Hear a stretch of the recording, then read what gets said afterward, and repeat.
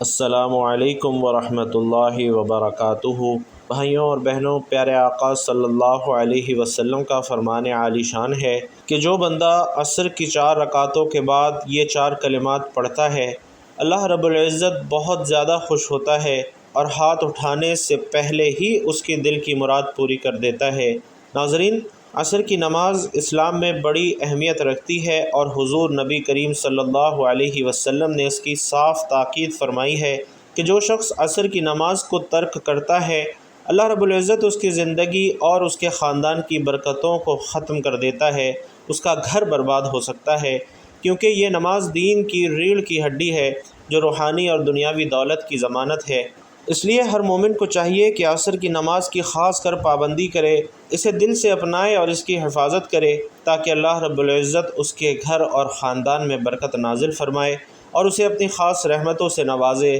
تو ناظرین، ہمارا آج کا وظیفہ بھی نماز عصر کے بعد 4 خاص کلمات کرنے کا ورد ہے جو اللہ رب العزت کو بے حد محبوب ہیں۔ اگر کوئی بندہ روزانہ اس ورد کو اپنے معاملات میں شامل کرے تو اللہ رب العزت اس کی دعاؤں کو سن کر خوش ہوتے ہیں، کیونکہ نماز کی ادائیگی کے بعد یہ کلمات بندے کی عاجزی، خلوص اور اللہ کے ذکر کی اعلیٰ مثال ہیں۔ ایسے کلمات پڑھنے سے اللہ رب العزت کی رضامندی حاصل ہوتی ہے اور بندے کی زندگی میں خوشحالی، رحمت اور سکون آتا ہے۔ اسی طرح نماز عصر کے بعد پڑھے جانے والے کلمات ایک روحانی زنجیر کی طرح ہیں جو مومن کو اللہ کی قربت کے دروازے تک لے جاتے ہیں اور اس کی دعاؤں کی قبولیت کی ضمانت دیتے ہیں۔ تو ان کلمات کو آپ نے اپنے روزانہ کے معمول میں شامل کرنا ہے تاکہ ان 4 کلمات کا ورد کر کے اللہ رب العزت کی خوشنودی حاصل ہو سکے اور زندگی میں برکتوں کا نزول ہو۔ اور آگے بڑھنے سے پہلے اپنے تمام بہن بھائیوں کو یہ بتانا چاہوں گا کہ وہ تمام بہن بھائی جنہوں نے کامنٹ باکس میں لکھ کر کہا تھا کہ ہماری اجتماعی دعا میں خاص طور پر ان کا نام لے کر دعا کی جائے، الحمدللہ ان تمام مسلمان بھائی بہنوں کا نام لے کر دعا کر دی گئی ہے۔ مزید جو بھائی بہن چاہیں کہ ان کے لیے یا ان کے پیاروں کے لیے ہماری اجتماعی دعا میں خاص طور پر نام لے کر دعا کی جائے، وہ لوگ اپنا یا اپنے پیاروں کا نام کمنٹ باکس میں لکھ سکتے ہیں۔ انشاءاللہ ان سب کے لیے خصوصی اجتماعی دعا میں نام لے کر دعا کی جائے گی۔ تو ناظرین، آج کل دنیا میں ہر طرف پریشانیاں پھیلی ہوئی ہیں، رزق کی تنگی، بیماریوں کا بڑھنا، گھریلو مسائل اور ذہنی دباؤ لوگوں کی زندگیوں کو متاثر کر رہا ہے، اور ایسے حالات میں انسان کو ایک مضبوط سہارا چاہیے جس سے وہ اپنی مشکلات پر قابو پا سکے اور زندگی میں برکت اور سکون حاصل کرے۔ تو عصر کی نماز کی پابندی اور اس کے بعد ان خاص کلمات کو روزانہ پڑھنے کا معمول بنانا یقین مانیے اسی سہارے کی مانند ہے۔ جو لوگ اس عمل کو اپناتے ہیں، اللہ رب العزت ان کی زندگی میں حیرت انگیز تبدیلیاں فرماتے ہیں۔ بیمار لوگ صحت مند اور توانا ہو جاتے ہیں، رزق کی تنگی میں برکت آ جاتی ہے اور گھروں میں خوشحالی اور سکون قائم ہو جاتا ہے۔ یہ کلمات اللہ کی رحمت کے وسیلے سے بندے کی مشکلات کو دور کرتے ہیں اور زندگی میں آسانیاں پیدا کرتے ہیں۔ اس کے علاوہ اگر آپ کو لوگ ناپسند کرتے ہیں یا آپ سے بات نہیں کرتے تو ان کلمات کی برکت سے اللہ رب العزت آپ کی محبت میں، آپ کی عزت میں اضافہ فرماتے ہیں۔ لوگ آپ سے ملنا پسند کرنے لگتے ہیں، آپ سے بات کرنا پسند لگتے ہیں، آپ کی صحبت کی قدر کرنے لگتے ہیں۔ تو اس طرح یہ خاص کلمات نہ صرف آپ کی زندگی کے مسائل کو حل کرتے ہیں بلکہ آپ کے سماجی تعلقات کو بھی مضبوط کرتے ہیں۔ نماز دین اسلام کا بنیادی رکن ہے اور سب سے اہم فریضہ ہے۔ اس کی فرضیت، فضیلت اور اہمیت قرآن و حدیث سے واضح طور پر ثابت ہے۔ اللہ رب العزت نے اس فریضے کو معراج کی رات براہ راست اپنے محبوب صلی اللہ علیہ وسلم کو عطا فرمایا، اور نماز وہ واحد عبادت ہے جس کا حکم اللہ تعالی نے آسمانوں پر معراج کی رات خود عطا فرمایا۔ معراج کی رات اللہ تعالی نے 50 نمازیں فرض فرمائیں۔ سیدنا موسیٰ علیہ السلام نے مشورہ دیا کہ یا محمد، آپ کی امت اس بوجھ کو نہیں اٹھا سکے گی، لہٰذا اس میں تخفیف کروائیے۔ رسول علیہ السلام بار بار بارگاہ الہی میں لوٹتے رہے، یہاں تک کہ صرف 5 نمازیں رہ گئیں۔ اللہ تعالی نے فرمایا، اے محمد، دن رات کی 5 نمازیں ہیں، ہر نماز میں 10 نمازوں کا ثواب ہے، تو یہ وہی 50 نمازیں ہوئیں۔ سبحان اللہ! اللہ تعالیٰ کی طرف سے اپنے بندوں پر یہ بہت بڑی رحمت ہے کہ نمازیں 5 ادا کرنے پر 50 نمازوں کا اجر عطا فرمایا گیا ہے۔ قرآن مجید میں نماز کی فضیلت یہ بیان کی گئی ہے کہ نماز بے حیائی اور منکر باتوں سے روکتی ہے، فلاح اور کامیابی کا ذریعہ ہے، جیسا کہ ارشاد باری تعالیٰ ہے کہ بے شک فلاح پا گیا جس نے پاکیزگی اختیار کی اور اپنے رب کے نام کا ذکر کیا پھر نماز ادا کی۔ اسی طرح نماز ایمانداروں کی علامت ہے، جیسا کہ ارشاد ربانی ہے کہ ایماندار لوگ کامیاب ہو گئے جو اپنی نمازوں میں عاجزی کرتے ہیں۔ اسی طرح نمازی جنت الفردوس کے وارث ہیں، جیسا کہ اللہ رب العزت خود ارشاد فرما رہے ہیں کہ جو اپنی نمازوں پر محافظت کرتے ہیں یہی لوگ ایسے وارث ہیں جو جنت الفردوس کے مالک ہوں گے اور اس میں ہمیشہ رہیں گے۔ اسی طرح ناظرین، نماز کی فرضیت کا واضح بیان سنت نبوی صلی اللہ علیہ وسلم سے بھی جا بجا ملتا ہے۔ رسول علیہ السلام نے حضرت معاذ بن جبل رضی اللہ تعالیٰ عنہ کو یمن بھیجتے ہوئے فرمایا کہ ان کو دعوت دو کہ وہ اس بات کا اقرار کریں کہ اللہ کے سوا کوئی معبود نہیں اور محمد اللہ کے رسول ہیں۔ اگر وہ یہ بات مان لیں تو انہیں بتاؤ کہ اللہ نے تم پر دن رات میں 5 نمازیں فرض کی ہیں۔ ناظرین، کبھی سوچا ہے کہ اس زمین پر انسان کی آمد کا حقیقی مقصد کیا ہے؟ اس حوالے سے مختلف علوم کے ماہرین اپنے اپنے انداز میں تجزیہ کرتے رہتے ہیں، لیکن اس حوالے سے ہمیں قطعی اور حتمی معلومات بہرحال کتاب اور سنت سے ہی ملتی ہیں۔ اللہ تبارک و تعالی سورۃ الانبیاء میں ارشاد فرماتے ہیں، اور نہیں ہم نے پیدا کیا آسمان اور زمین کو اور جو کچھ ان دونوں کے درمیان ہے کھیلتے ہوئے، یعنی بے مقصد پیدا نہیں کیا۔ اس آیت مبارکہ سے معلوم ہوتا ہے کہ اللہ تبارک و تعالی نے بنی نوع انسان کو کسی مقصد کے تحت پیدا کیا ہے، اور اسی حوالے سے اللہ تبارک و تعالی سورۃ المومنون میں ارشاد فرماتے ہیں، تو کیا تم نے سمجھ لیا کہ ہم نے پیدا کیا تمہیں بے مقصد ہی، اور یہ کہ بے شک تم ہماری طرف نہیں لوٹائے جاؤ گے۔ اللہ تبارک و تعالی سورۃ الذاریات میں مقصد تخلیق کو نہایت احسن طریقے سے واضح فرما رہے ہیں۔ سورۃ الذاریات میں ارشاد ربانی ہے، اور میں نے نہیں پیدا کیا جنوں اور انسانوں کو مگر اس لیے کہ وہ میری عبادت کریں۔ اور ناظرین، اس آیت مبارکہ سے یہ بات معلوم ہو جاتی ہے کہ جن اور انس کی تخلیق کا واحد مقصد اللہ تبارک و تعالی کی عبادت کرنا ہے۔ اللہ تبارک و تعالی نے اپنی عبادت کے مختلف طریقہ ہائے کار کو اپنے انبیاء علیہم السلام کے ذریعے بنی نوع انسان پر واضح فرمایا، اور اس کے ساتھ ساتھ انبیاء علیہم السلام نے طاغوت کی بندگی سے بچنے کی تلقین بھی فرمائی۔ اللہ تبارک و تعالی سورۃ الانعام میں ارشاد فرماتے ہیں، اور بلا شبہ یقیناً ہم نے بھیجا ہر امت میں ایک رسول کہ اللہ کی عبادت کرو اور طاغوت سے بچو۔ انبیاء علیہم السلام نے بنی نوع انسان کی اللہ تبارک و تعالی کی عبادات کے جن طریقہ ہائے کار کی طرف رہنمائی کی، ان میں سے اللہ تبارک و تعالی کی بارگاہ میں آ کر نماز پڑھنا سر فہرست رہا ہے۔ جب ہم انبیاء علیہم السلام کی تعلیمات اور سیرت کا مطالعہ کرتے ہیں تو یہ بات سمجھ آتی ہے کہ وہ نماز پر مداومت اختیار کرتے رہے اور اپنے اہل خانہ کو بھی اس کی ادائیگی کی تلقین کرتے رہے۔ اللہ تبارک و تعالی سورۃ المریم میں حضرت اسماعیل علیہ السلام کے حوالے سے ارشاد فرماتے ہیں، اور تھا وہ حکم کرتا اپنے گھر والوں کو نماز اور زکوٰۃ کا، اور تھا وہ اپنے رب کے نزدیک پسندیدہ۔ اسی طرح اللہ تبارک و تعالی نے حضرت عیسیٰ علیہ السلام کے حوالے سے بھی اس بات کا ذکر کیا کہ اللہ تبارک و تعالی نے ان کو نماز کی ادائیگی کی وصیت کی تھی۔ سورۃ المریم میں ارشاد ہوا، اور اس نے مجھے وصیت کی ہے نماز اور زکوٰۃ کی جب تک میں زندہ رہوں۔ اسی طرح اللہ تبارک و تعالی نے حضرت موسیٰ اور حضرت ہارون علیہم السلام کا ذکر کرتے ہوئے سورۃ یونس میں ارشاد فرمایا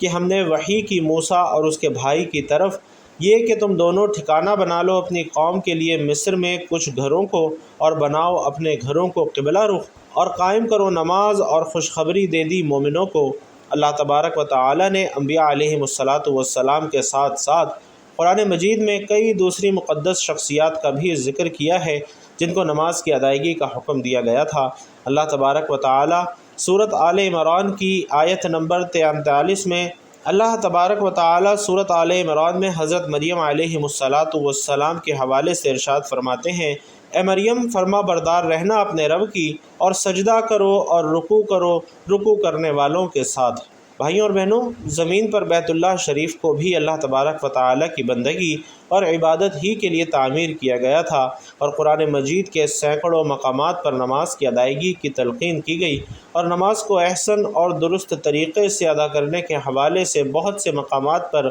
مختلف انداز میں ترغیب دی گئی۔ اللہ تبارک و تعالی سورۃ البقرہ میں ارشاد فرماتے ہیں، اور رکوع کرو رکوع کرنے والوں کے ساتھ۔ اسی طرح سورۃ البقرہ ہی میں ارشاد ہوا کہ حفاظت کرو نمازوں کی اور درمیانی نماز کی، یعنی نماز عصر، اور کھڑے ہوا کرو اللہ کے سامنے ادب اور نیاز سے۔ اللہ تبارک و تعالی نے بھائیوں اور بہنوں جہاں پر نمازوں کی حفاظت کا حکم دیا ہے، وہیں پر اللہ تبارک و تعالی نے اسی حفاظت کے حوالے سے نماز کو وقت مقررہ پر ادا کرنے کی بھی تلقین کی ہے۔ اللہ تبارک و تعالی سورۃ النساء میں ارشاد فرماتے ہیں کہ بے شک نماز ہے مومنوں پر فرض مقررہ اوقات میں، اور اسی لیے نبی کریم صلی اللہ علیہ وسلم نماز کے ساتھ بہت زیادہ محبت فرمایا کرتے تھے۔ حضرت ابو بصرہ غفاری رضی اللہ تعالیٰ عنہ سے مروی ہے، کہتے ہیں کہ رسول اللہ صلی اللہ علیہ وسلم نے ہمیں عصر کی نماز پڑھائی۔ جب آپ صلی اللہ علیہ وسلم اس سے فارغ ہوئے تو فرمایا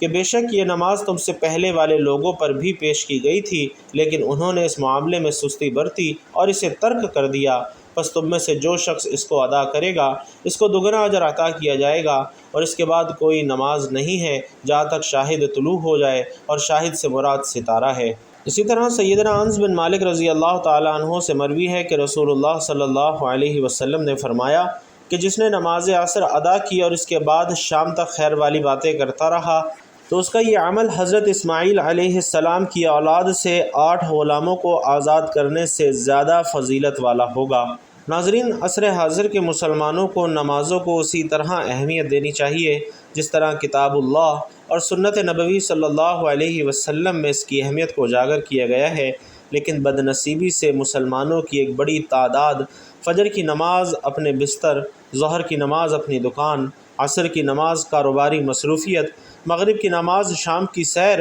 اور عشاء کی نماز کسی نہ کسی تقریب میں گنوا بیٹھتی ہے۔ سوچئے، کل قیامت کے روز ہمیں اللہ تبارک و تعالیٰ کے سامنے اپنے طرز عمل کے حوالے سے جواب دہ ہونا ہے۔ نماز کو ترجیح ہونا چاہیے۔ اگر ہم نماز کو ترجیح دیں گے تو اللہ تبارک و تعالیٰ کے فضل و کرم سے ہم اللہ کی مدد اور اس کی نصرت کو حاصل کرنے میں کامیاب رہیں گے۔ اللہ تبارک و تعالیٰ سورۃ البقرہ میں یوں ارشاد فرماتے ہیں، اے وہ لوگو جو ایمان لائے ہو، مدد حاصل کرو صبر سے اور نماز سے، بے شک اللہ صبر کرنے والوں کے ساتھ ہے۔ اللہ تبارک و تعالیٰ سے دعا ہے کہ وہ تمام اہل ایمان کو نمازوں کی حفاظت کرنے کی توفیق نصیب فرمائے۔ ناظرین، انسان کی زندگی ایک لمبا سفر ہے جس میں ہر روز وہ نیکی اور بدی کے درمیان کھڑا رہتا ہے۔ کبھی قدم نیکی کی طرف بڑھتے ہیں اور کبھی شیطان کے بہکاوے اور نفس کے دباؤ میں آ کر گناہوں کی دلدل میں جا گرتا ہے۔ قرآن مجید بار بار یہ اعلان کرتا ہے کہ اللہ تعالیٰ غفور الرحیم ہے، وہ اپنے بندوں کے گناہوں کو بخش دیتا ہے، مگر شرط یہ ہے کہ بندہ پلٹ کر اس کی طرف آئے، توبہ کرے اور اپنے رب کو یاد کرے۔ اللہ تبارک و تعالیٰ فرماتا ہے، اے میرے وہ بندوں جنہوں نے اپنی جانوں پر زیادتی کر لی ہے، اللہ کی رحمت سے نا امید نہ ہو، بے شک اللہ سارے گناہ بخش دیتا ہے، وہی تو بڑا بخشنے والا مہربان ہے۔ اور یہ آیت مبارکہ اس حقیقت کو اجاگر کرتی ہے کہ انسان کے گناہ خواہ کتنے ہی بڑے کیوں نہ ہوں، خواہ زمین و آسمان کو چھو لیں، خواہ سمندر کی جھاگ کے برابر کیوں نہ ہو جائیں، اللہ تبارک و تعالیٰ کی رحمت ان سب پر غالب ہے۔ حضرت آدم علیہ السلام سے لے کر آج تک انسان کی فطرت کمزوریوں سے بھری رہی ہے۔ کوئی بھی انسان 100% پاک اور معصوم نہیں ہے سوائے انبیاء کرام علیہم السلام کے، باقی سب گناہوں میں پڑتے ہیں، مگر خوشخبری یہ ہے کہ اللہ نے توبہ کا دروازہ ہمیشہ کھلا رکھا ہے۔ یہی وجہ ہے کہ جب انسان عصر کے وقت بیٹھا ہوتا ہے، دن بھر کے اعمال اس کے سامنے ہوتے ہیں، کبھی نمازیں پوری ادا کی ہوتی ہیں، کبھی چھوٹی موٹی لغزشیں آ جاتی ہیں، کبھی زبان سے سخت جملہ بھی نکل جاتا ہے، کبھی نظر بھی بہک جاتی ہے، کبھی کان کچھ غلط سن لیتے ہیں، کبھی دل میں بھی برے خیالات آ جاتے ہیں۔ ان سب پر غور کریں تو دل پر بوجھ بڑھتا ہے، ضمیر ملامت کرتا ہے، اور ایسے میں اگر اللہ کے فرشتے کی طرف سے ایک پیغام آ جائے کہ اے انسان، اگر تم پر گناہوں کا بوجھ پہاڑوں سے بھی زیادہ ہے، اگر تمہارے گناہ سمندر کی جھاگ کے بھی برابر ہیں، پھر بھی یہ کلمات کہہ دو، چاہے زبان سے کہہ دو یا دل میں ادا کر لو، تو اللہ تعالیٰ تمہیں معاف کر دے گا۔ تو ناظرین سوچئے اس سے بڑی خوشخبری اور کیا ہو سکتی ہے؟ ذرا تصور کیجئے کہ عصر کا وقت ہے، دن کا وہ پہر ہے جب انسان کی تمام تر مصروفیات اپنے عروج پر ہوتی ہیں۔ کوئی تجارت میں مصروف ہے، کوئی تعلیم میں مصروف ہے، کوئی گھریلو کام کاج میں مصروف ہے، کوئی سفر میں ہے، کوئی دنیاوی خواہشات کے پیچھے دوڑ رہا ہے، اور ایسے میں اللہ کی رحمت پکارتی ہے، رک جا اے میرے بندے، تجھے مغفرت چاہیے تو یہ کلمات پڑھ لے۔ اور یہ موقع دراصل انسان کو یہ یاد دلانے کے لیے ہے کہ گناہوں کے باوجود نا امید مت ہو، اللہ کی طرف رجوع کر لو، دل کی گہرائیوں سے اس کا نام لے لو۔ یہ نام اللہ کی ذات کی طرف نسبت رکھتا ہے، اور یہ ایسے کلمات ہیں جن کی تاثیر انسان کی قسمت بدل دیتی ہیں۔ تو میرے بھائیوں اور بہنوں، عصر کی نماز کے بعد یہ کلمات پڑھنا صرف عبادت نہیں ہے، بلکہ اللہ رب العزت کی طرف سے آپ کے لیے ایک عظیم تحفہ ہے جو ہر پریشانی کو دور کر کے آپ کی زندگی کو روشن کر دیتا ہے۔ تو محترم ناظرین، اب آپ کو وہ عمل بتاتا ہوں، وہ 4 کلمات بتاتا ہوں جو آپ نے عصر کی نماز کے بعد ادا کرنے ہیں، کہ جن کے پڑھنے سے اللہ تعالیٰ انسان سے بہت خوش ہوتا ہے اور اس کے ہاتھ اٹھانے سے پہلے ہی اس کی مرادوں کو پورا کر دیتا ہے۔ یہ کلمات اللہ رب العزت کو بے حد محبوب ہیں، اور حضور نبی کریم صلی اللہ علیہ وسلم نے فرمایا کہ اگر کوئی بندہ ان کلمات میں سے ایک کلمہ بھی پڑھتا ہے تو اللہ تعالیٰ اس سے بہت خوش ہوتے ہیں۔ اور یہ 4 کلمات نہ صرف ذکر کا بہترین انداز ہے، بلکہ ہر کلمہ اپنی فضیلت میں بے مثال ہے۔ وہ 4 کلمات ہیں: سبحان اللہ، الحمدللہ، لا الہ الا اللہ، اللہ اکبر۔ تو آپ جیسے ہی نماز عصر ادا کر لیں، اس کے بعد وہیں جائے نماز پر بیٹھے بیٹھے آپ اس عمل کو کر سکتے ہیں، ورنہ مغرب سے پہلے چلتے پھرتے اٹھتے بیٹھتے ان کلمات کو اپنی زبان پر جاری رکھ سکتے ہیں۔ سب سے پہلے حضور اقدس صلی اللہ علیہ وسلم کی ذات مبارکہ پر درود پاک کا نذرانہ پیش کریں۔ اللہم صلی علی محمد وعلی آل محمد کما صلیت علی ابراہیم وعلی آل ابراہیم انک حمید مجید۔ اللہم بارک علی محمد وعلی آل محمد کما بارکت علی ابراہیم وعلی آل ابراہیم انک حمید مجید۔ درود پاک کا نذرانہ پیش کرنے کے بعد آپ نے ہاتھوں کی انگلیوں پر یا تسبیح کے دانوں پر گن کر پورے 100 مرتبہ یہ 4 کلمات پڑھنے ہیں: سبحان اللہ، الحمدللہ، لا الہ الا اللہ، اللہ اکبر۔ یہ 4 کلمات بتائی گئی تعداد میں آپ نے پڑھنے ہیں، اور اس کے بعد اللہ تبارک و تعالیٰ کے 2 مبارک ناموں کی ایک تسبیح پڑھنی ہے، اور وہ مبارک نام یا رزاق یا غنی ہیں۔ دونوں ناموں کو ملا کر پڑھیں گے تو 1 شمار ہوگا، اور اسی طریقے سے یا رزاق یا غنی کی ایک تسبیح آپ نے مکمل پڑھنی ہے، یعنی 100 مرتبہ یا رزاق یا غنی کا ورد کرنا ہے، اور یہ ایک تسبیح پڑھنے کے بعد آپ نے آخر میں دوبارہ سے درود پاک پڑھنا ہے۔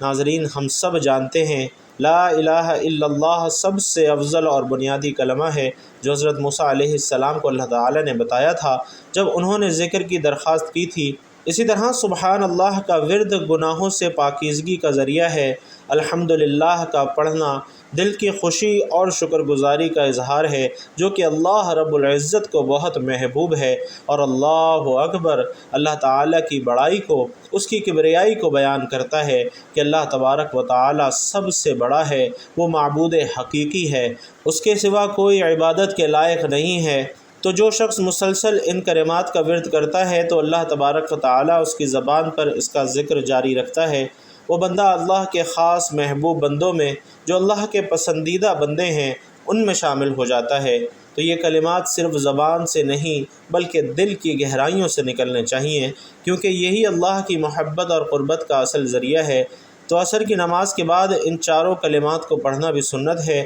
اور اسے اپنی زندگی کا حصہ بنانے والے پر اللہ کی خاص رحمت نازل ہوتی ہے۔ جو شخص ان کلمات کو دل سے پڑھتا ہے، چاہے وہ غریب ہو یا مالدار ہو، تو اللہ تبارک و تعالیٰ اسے اپنی خاص حفاظت میں لے لیتا ہے اور اس کے گھر میں برکت نازل فرماتا ہے۔ لہٰذا اپنی زندگی میں برکت، سکون اور اللہ کی خوشنودی چاہتے ہیں تو عصر کی نماز کے بعد 4 کلمات کو ضرور پڑھا کریں اور انہیں اپنی زبان کی زینت بنائیں، تاکہ اللہ تعالیٰ آپ کو اپنے نزدیک خاص مقام عطا فرمائے اور آپ کی زندگی میں نیکیوں کا نزول جاری رہے۔ اللہ رب العزت سے دعا ہے کہ ہم سب کو نیکی کی بات سننے، سمجھنے اور اس پر عمل کرنے کی طاقت اور توفیق مرحمت فرمائے۔ میرا سنانا اور آپ کا سننا اپنی بارگاہ میں قبول و منظور فرمائے، آمین یا رب العالمین۔